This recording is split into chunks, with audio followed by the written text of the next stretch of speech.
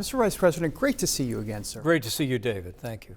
Big week, obviously, at the Supreme Court. I want to talk about the Supreme Court justices here. If the Supreme Court justices basically do not overturn Roe v. Wade, do you believe they're going to have blood on their hands for that decision? I truly believe that this is a moment of extraordinary promise for the American people. It's been nearly 50 years in the making. When the Supreme Court made the decision in Roe versus Wade in 1973, most legal scholars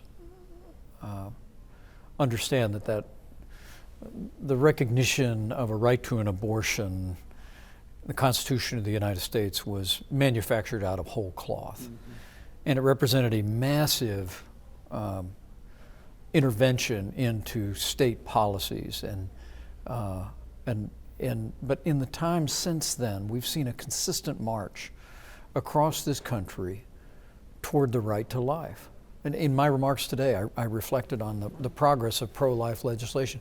This year alone, there have been 500 pro-life bills introduced in the Congress and in state houses around the country. And I truly believe that with the new conservative majority on the Supreme Court of the United States, we have a profound opportunity to have a new beginning for life. Mm-hmm. And I remain very hopeful that not only Justice Clarence Thomas and Justice Alito, but the three justices that our administration appointed will see their way clear and recognize that to uphold the Mississippi law, by definition, I believe, would necessitate that they overturn the essence of Roe versus Wade and return this issue to the states and the American people. You and I have talked about this before, the disappointment. Those are your words about John Roberts, that he has been a disappointment. How concerned, how worried are you about him?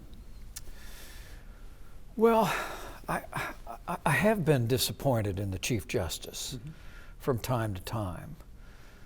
But on the issue of life, he's shown some consistency that gives me hope that there's a possibility that the Chief Justice could join the 5 members of the conservative majority on the Supreme Court to give us a fresh start for life.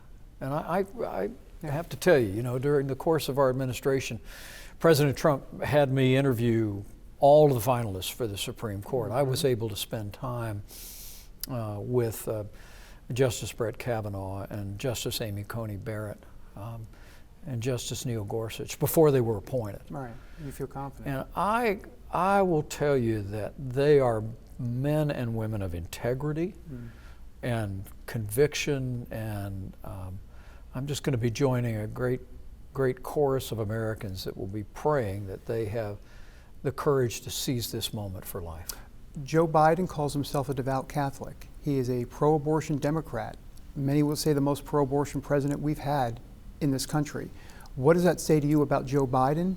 And you've always used your faith in abortion as a pro-life position. He's taking the exact opposite view. What does that say to you about him specifically and what he talks about when he talks about being a devout Catholic? President Joe Biden is leading the most pro-abortion administration in American history, which sadly follows the most pro-life administration in American history. I mean, to look at Joe Biden's career in the Senate, where for decades he supported the Hyde Amendment, which bans taxpayer funding of abortion, and now to see his administration proposing and supporting an overturning of the Hyde Amendment and taxpayer funding of abortion, I think is a betrayal of aspects of his career that were admirable, but have now been set aside as he does the bidding of the radical left that's in charge in the House and in the United States Senate.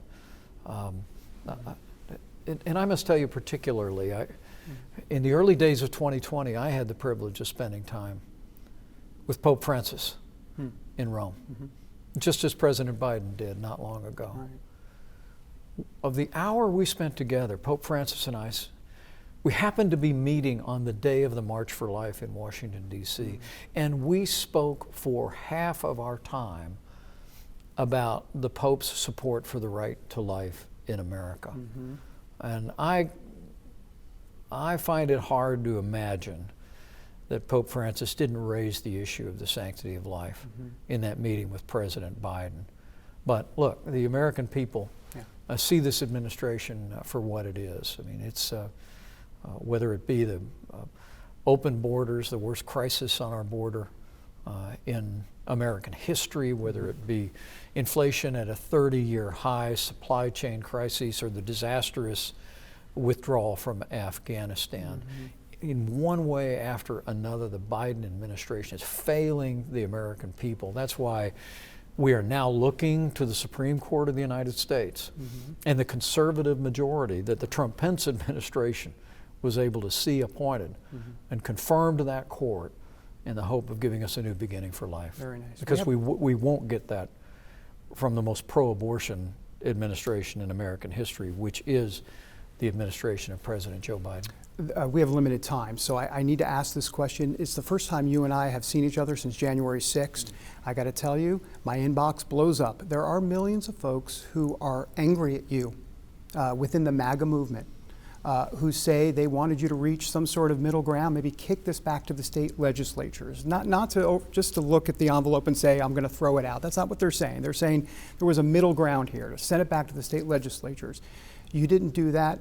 People have called you a traitor. I need you to respond to these folks, because this is a consistent thing that I hear every single day. It's interesting, David. As I travel around the country, I've been very moved at the level of support that I've been met with, whether it be college campuses or campaigning for candidates around the country. I mean, ours is a movement that cherishes the Constitution. And for me, January 6th was a tragic day. Thanks to the efforts of law enforcement, we quelled the violence, we ended the riot. But on that same day, we reconvened the Congress and finished our work under the Constitution of the United States and the laws of this country. And that's not to say that there weren't irregularities in the election. On January 6th, I said that I believe there were irregularities about which I was concerned. And I wanted them to have a fair hearing before the Congress. But from the founding of this nation forward, it's been well established that elections are to be governed at the state level. And that the only role the Congress has is to open and count the electoral votes that are submitted by states across the country. No more and no less than that. And you know, in January of 2017, I took an oath to support and defend the Constitution of the United States. The Bible says in Psalm 15 that he keeps his oath even when it hurts. And on that day, I could relate to that sentiment. But I wanted to keep my oath to the Constitution, regardless of the concerns that I'm glad to see many states addressing now, with reforms from Georgia to Texas to Arizona and states across the country, with more work to be done in election reform and election integrity. I know in my heart of hearts that on that day, we did our duty under the Constitution. No regrets. No regrets on that day. But let me say this. I don't know if President Trump and I will ever see eye to eye on that day, or that many of our most ardent supporters will agree with my decision that day. But I know I did the right thing. And I will always be proud of our record over the past 4 years, rebuilding our military, reviving our economy, appointing conservatives to our courts that have brought us to this opportunity to restore the sanctity of life to the center of American law, having America stand tall in the world, stand with Israel, stand up and take down ISIS and our enemies. And I'm going to continue to tell the story of that administration, contrasting as it is with the failed record of the Biden administration. And I'm not going to allow the Democrats or the national media to use one tragic day in January to demean the intentions of 74 million people who stood with us in our cause. And I'm not going to allow the Democrats to use one tragic day in January to distract attention from their failed agenda and the failed policies of the Biden administration. We're going to focus on the future.